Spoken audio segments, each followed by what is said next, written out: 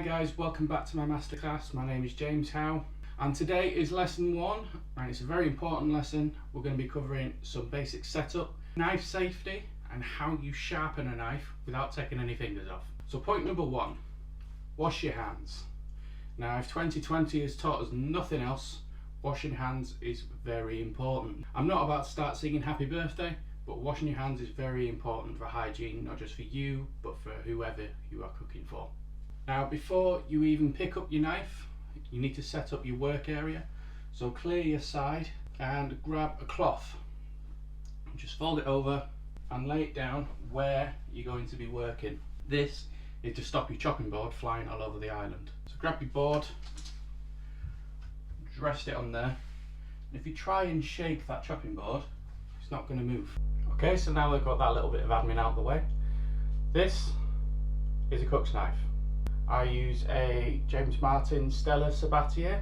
I've used these now for 14 years, never put a foot wrong. And this is your sharpening steel. Notice here there's the main sharpening area and a guard here just to catch the blade. Okay, so a few things to remember when you're sharpening a knife.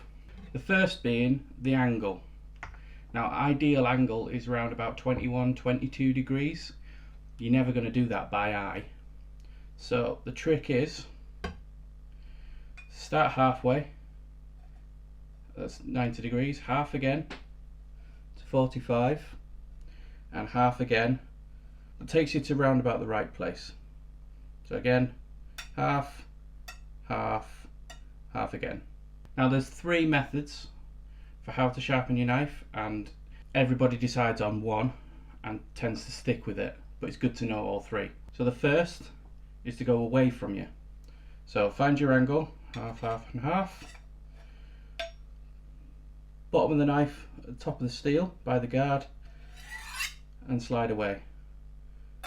The reverse side, exactly the same. And eventually you'll be like them TV chefs doing all this crazy stuff.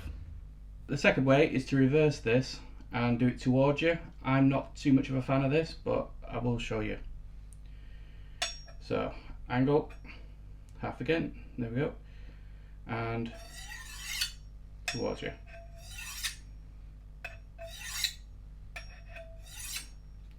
Feel free to pause the video if you're wanting to have a practice and see which one you like. And the third method, which is arguably the safest, pop a cloth on your board, point the steel down and press down so it's secure.